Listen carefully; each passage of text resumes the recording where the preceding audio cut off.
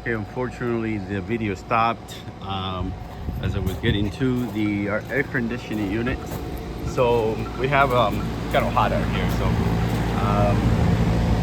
sometimes the videos do that. So we have a Lennox 3.5 ton. 1 ton covers between 500 and 600 square feet.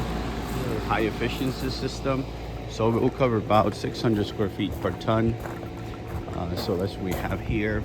I checked the water pressure on the front water supply, and it's in good shape.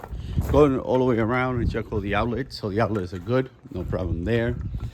Then as I go around, the gas supply to this fire pit here, the supply valve is on the off position, and we're not allowed to turn it on. So for gas, you have your hot water heater, it's tankless, and then you have the furnace and the stove, and obviously the pit. Okay, so coming around here, I checked the irrigation system. Like I said, I put it on manual. I did not see any problems with it. Buffalo preventer. This gave me a really good pressure, about 60 psi. Typically between 45 and 60. I opened the panel. I took this panel cover off, and then I checked internally. I'm looking for double taps on the breakers, and also for any burnt or oxidized wire. There was nothing, so there will be pictures and descriptions. It's a post-tension slab. It's the stamp. So this is a tankless water heater. It is it's a good brand. It's Rinnai, and the temperature set at 120. The output temperature was about 113. This is a water softener. Salt is okay. So we checked to make sure that it works. It's outside the scope of inspection, but I checked it anyway. I checked all the GFCI outlets. I checked it out with this tester right here. I'm able to trip them, so I tripped all the GFCIs in here in the garage, and in the kitchen, and in the bathrooms. So as we continue, again, the same system. I start all the way around. I go all the way around the house. I checked the all the windows, all the doors. You got a few basically burnt light bulbs. So I looked underneath also, make sure there's no leaks under the sink. I'll continue walking you through the house.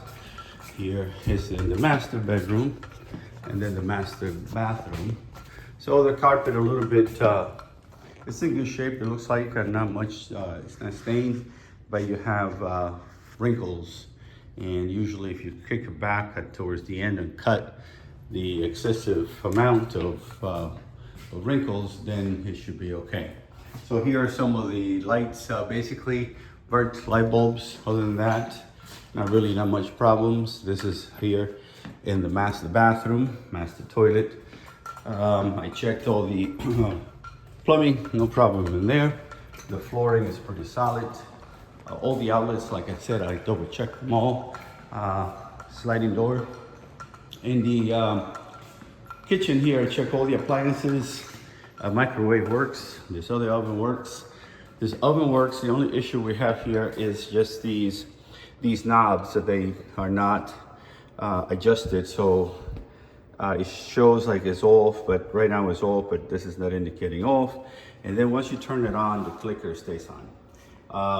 Water in here, I checked for ice and water. Everything is good there. The dishwasher, I started it when I first came in, and it went through a cycle, and then stopped, and the soap dispenser was open, which is supposed to at the end of the cycle, and then the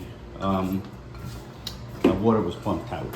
So washer and dryer, you basically look, make sure you have a fan, ceiling fan. We check for the connections, make sure they're not corroded. We check for power into the units. That's pretty much what we do in there. So basically, conclusion, very clean report. I checked everything from top to bottom. As you can see, from the roof to the attic and back to inside the house and outside the house. Technically, the only thing you have to correct is the stove that the clickers are now, or the igniters are now working properly.